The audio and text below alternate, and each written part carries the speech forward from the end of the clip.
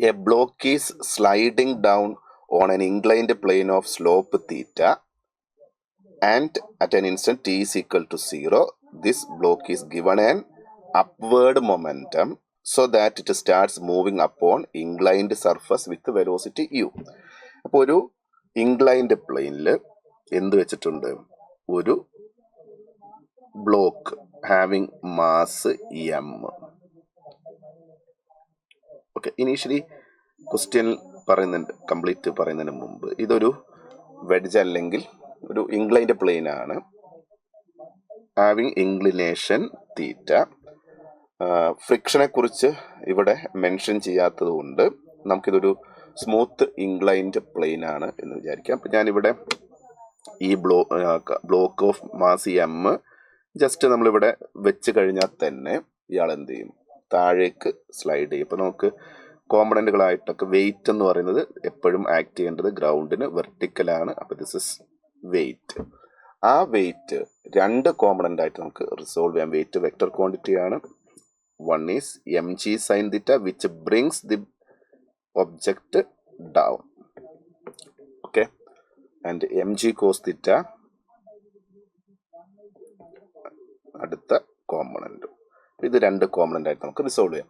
ഇപ്പോൾ ഇവിടെ താഴേക്ക് മൂവ് ചെയ്യാൻ സഹായിക്കുന്ന ഫോഴ്സ് എന്ന് പറയുന്നത് എം ജി സൈൻ തീറ്റയാണ്. അപ്പോൾ net force that is equal to M G sine തീറ്റയാണ്, അല്ലെങ്കിൽ net force is equal to M A ആണ്. M A is equal to M G sine theta, therefore A is equal to G sine theta. അപ്പോൾ താഴേക്ക് accelerate ചെയ്ത് വരുന്നത് G sine തീറ്റയിലാണ്.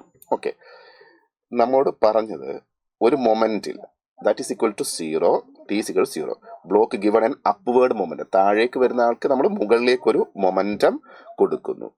അയാൾ മുകളിലേക്കൊരു U വെലോസിറ്റിയിൽ സ്റ്റാർട്ട് ചെയ്യുന്നു. ഇനീഷ്യൽ വെലോസിറ്റി യു ആണ് എങ്കിൽ the distance travelled by the block before velocity become 0. അപ്പോൾ ഈ ഇൻക്ലൈൻഡ് പ്ലെയിനിലൂടെ എത്ര ഡിസ്റ്റൻസ് ആണ് ഇയാൾ ട്രാവൽ ചെയ്യുന്നത് ബിഫോർ കമ്മിങ് ടു റെസ്റ്റ്. അപ്പോൾ നമുക്ക് ഡിസ്റ്റൻസ് ആണ് ചോദിച്ചത്.